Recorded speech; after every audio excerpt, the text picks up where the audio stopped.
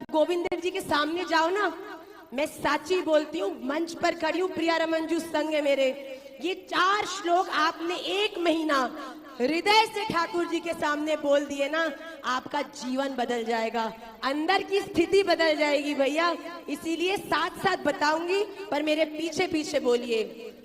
अहम हरे तव, अहम हरे तव पादैकमूला, पादैकमूल दासानुदासो, दासानुदासो भवितास्मि भूय, भवितास्मि भूय मनः स्मरेता, मनः स्मरेत सुपतिर्गुणास्ते, सुपदेर्गुणास्ते गृणीत वाक्, गृणीत वाक् कर्म करोतु काय। कर्म करोतु काय। पहली 2 चीजें जो गोविंद देव जी के सामने जाके रोज मांगनी है, क्या है? अहम हरे तव पादई कमूल।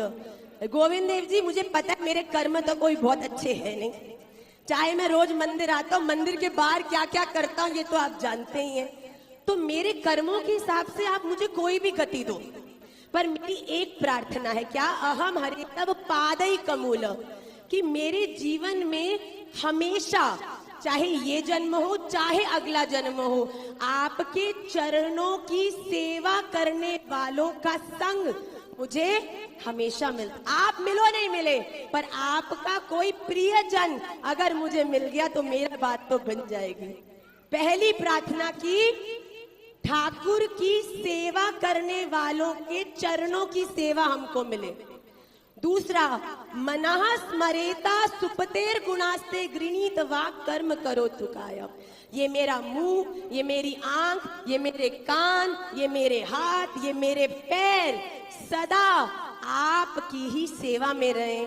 मैं बोलूं तो हरि गुण गाऊं, मैं सुनूं तो हरि कथा सुनूं, मैं हाथ बढ़ाऊं तो सेवा के लिए बढ़ाऊं, मैं आगे बढ़ूं तो परिक्रमा लगाऊं। हे ठाकुर जी, मैं जहां कहीं भी हूं, केवल ये पूरा शरीर इंद्रियां आपकी सेवा में ही रहे।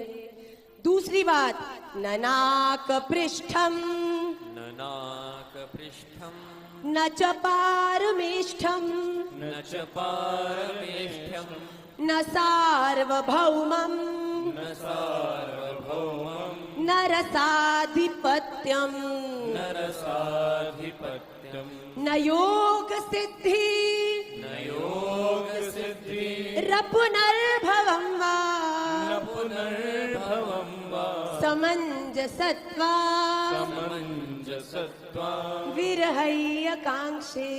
विरहय्यकांक्षे।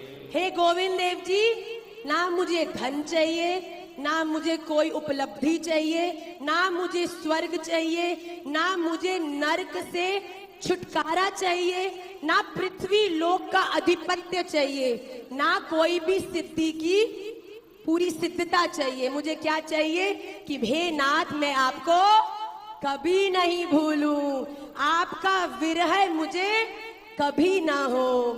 तीसरा श्लोक, अजात पक्षा, अजात पक्षा इव मातरम खगा, इव मातरं खगा स्तन्यं यथावत्, तन्यं यथावा सतराशुधार्ता, सचया शुधार्था प्रियं प्रियेव, प्रियं प्रियेव व्युषितं विषण्णा, विषितं विषण्णा मनोरविन्दाक्ष मनोरविन्दा दिदृक्षते त्वाम्। प्रेक्ष्यते त्वाम्। ठाकुर जी, आपको पता है मैं क्या चाहता हूँ आपसे?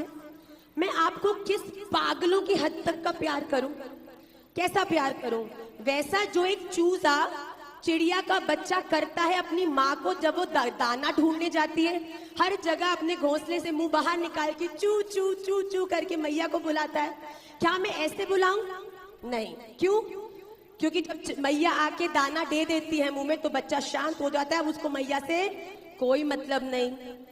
क्या मैं आपको उस बछड़े की तरह प्यार करूं जो भूखा होता है और अपनी गैया मैया को ढूंढता है? नहीं। क्यों? उसका भी जब उदर भर जाता है गौ माता का दूध पीकर, तो वो भी गौ माता से दूर चला जाता है। तो कैसा प्यार होना चाहिए हमें भगवान से? ऐसा प्रेम जो एक नव विवाहित पत्नी अपने पति से करती है जो विदेश में काम करता है।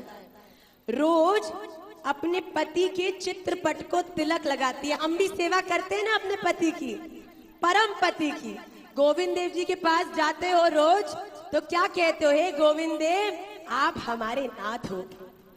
तो हमारा प्रेम कैसे हो कि उस विरहई में दिखोने वाली पत्नी जैसा, जो जब पति विदेश में है तो रोज उसकी चित्रपट को देख देख कर उससे बातें करती है, उसके कपड़ों को बार बार स्पर्श करके उसका भाव लेती है। और जब पति घर लौट भी आए और वो रसोई में काम कर रही हो और पति कक्ष में ही हो, फिर भी उसे याद करती रहती है। हे ठाकुर जी, मैं भी आपको हर समय बिल्कुल उस विरह में हुई पत्नी जैसा प्रेम करूं।